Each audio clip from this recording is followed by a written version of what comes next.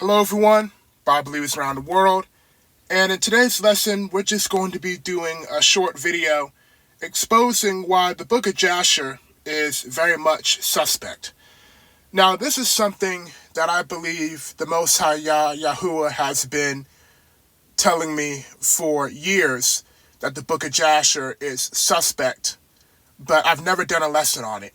And even when covering the book of Jasher here on the channel, I've never felt 100% comfortable even covering this book because of my past study about how suspect this book really is, about when you read some of the stuff that the book of Jasher says that contradicts the Torah, and also me just believing that the Most High Yahuwah has shown me those things for a reason. Now I know this lesson is going to be very controversial, but the truth always is. And the funny thing about it is, I thought the most controversial thing that I would ever cover on the channel is exposing the false Esau is the white man doctrine. But it turns out that it was controversial, the lesson I did recently, exposing the truth that the seed goes through the father. So if you have an Israelite father, but your mother is not an Israelite, you're still an Israelite. That was controversial. And I already know that the wild man stuff is controversial, the wild Japhites, because the Japhites have been told in the public school system that they've been on top throughout all of human history. They've never been down. They've always been ruling. But the wild period, the dark ages of the Japhites is a huge rabbit hole that we've gone down a little bit. But even studying, off the channel, it's deeper than you wouldn't believe. Like many of these northern European Northern Europe rulers from the Dark Age period who are depicted as looking like Japhites were really Cushites and Hebrews, while the Japhites were wild in the wilderness. All right. So, of course, that's controversial, and it's a huge, deep rabbit hole. But before we get started, I would just like to say something else.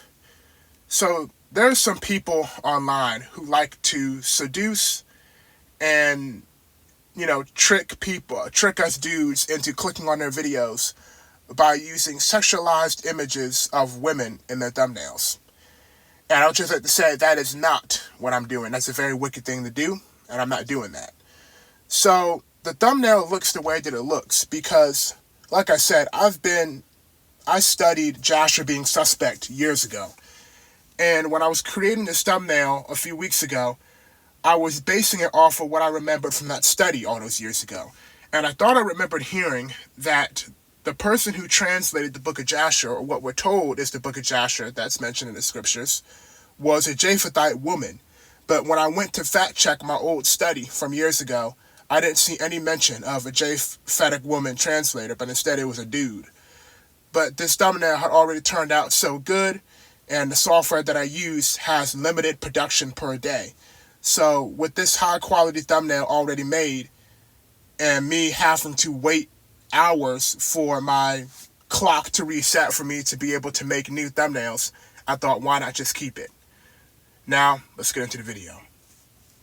Alrighty now, so this page I put together all the way back in May of 2023, because when the Most High Yahuwah was waking me up and rescuing me from the bondage that is One West Camp doctrine, I started to get into the book of Jasher pretty early on.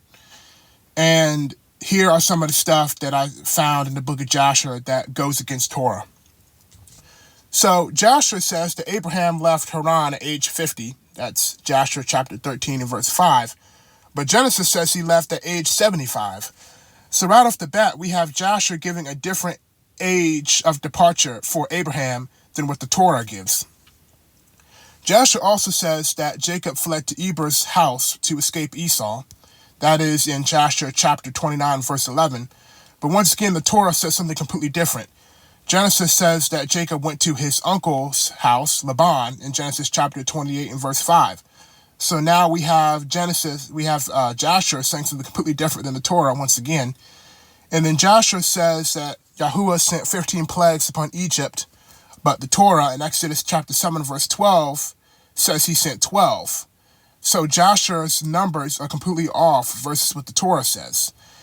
And then Jasher says that the Red Sea was divided into 12 parts, which is seen in Jasher chapter 81 and verse 38. But once again, the Torah in Exodus chapter 14, verse 22, says that Yahuwah divided the Red Sea into 2 parts, not 12. Now, here's something I threw in there back in 2023, which stood out to me, which is the story in Jasher chapter 42, verse 30 through 41, where Joseph visits his mom's grave and asks for her to speak, is trying to speak to his mom. Now, his mom is dead, so this would be classified as trying to speak to the dead, which is something that's witchcraft and it's very evil, and is seen as a sin in Deuteronomy chapter 18, verse 11 through 12. So these are only a few things, but they stood out to me because when you read the Torah and even the New Testament, everything is in sync. You know, the ages are in sync, the locations are in sync, the historical timelines are in sync. It's all Yahuwah's righteous, pure word, and it all fits together perfectly like a Lego set. Now, you have dudes who try and discredit the New Testament and reject our Messiah, but that makes no sense because the New Testament and Messiah and Yahusha's testimony lines up with the Old Testament perfectly. So the Old Testament fits together, and the New Testament couples up to the Old Testament perfectly. But when we get into the book of Jasher, it doesn't hook up to the Bible, to the Torah, and even to the letters of the New Testament really at all. When you look at stuff like this, it goes against it. So while books like Genesis and Ezekiel complement each other, and while books like, Matthew and, Romans, complement, Proverbs and this link together, this book is creating its own narrative on its own. Now, once again, I understand, it's not my authority to tell you what is Bible canon and what is not. You have to seek the Most High Yahuwah for that, because the scriptures are his book. He knows what's his and what's not. But this is just something I wanted to put out.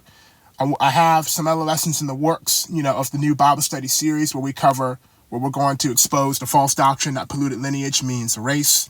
And we're also going to expose the false doctrine that Jubilees chapter 30 says that you can't marry Japhites. But this is just something that was short and thought I would put out.